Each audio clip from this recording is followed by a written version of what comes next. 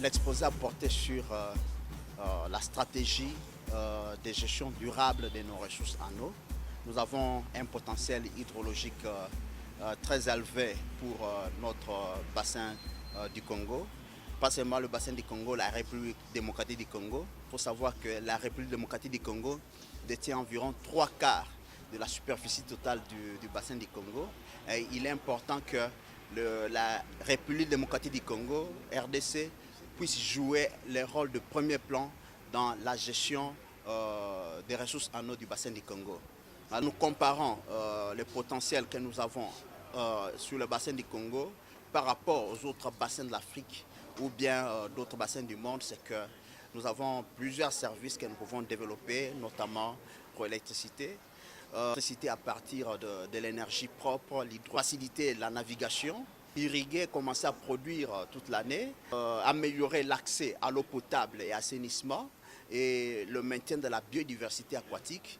Cette stratégie se résume autour des triangles de gestion de l'eau où le rôle des institutions est primordial. Nous devons aussi établir l'environnement favorable ou bien l'environnement propice pour améliorer les prestations des uns et des autres. C'est que nous devons établir la politique, les lois qui sont favorables à l'émergence de capacités afin de pouvoir contribuer à la gestion durable de ces ressources.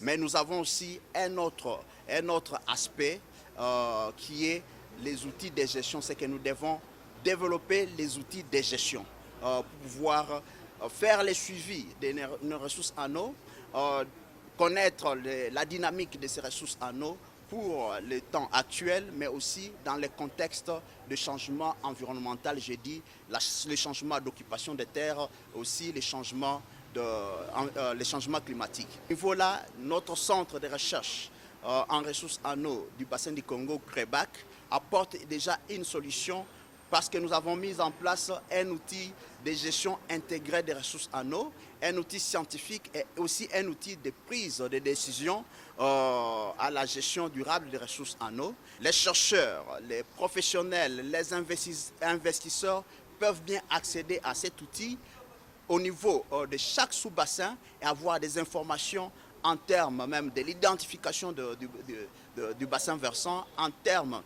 des services des ressources en eau qui peuvent être rendus par ce bassin versant. Donc c'est un outil qui identifie les potentialités et les opportunités et oriente les investissements pour que nous puissions contribuer à développer, bien entendu, comme je l'ai dit, les services des ressources en eau, mais aussi aménager nos ressources en eau afin de pouvoir améliorer le bien-être socio-économique de nos populations. Vraiment, je dis qu'il est difficile, ça fait très mal de voir ces paradoxes qui continuent. Nous avons de l'eau qui coule dans des rivières derrière nos maisons, derrière nos villages et consorts, mais nous manquons de l'eau dans la maison.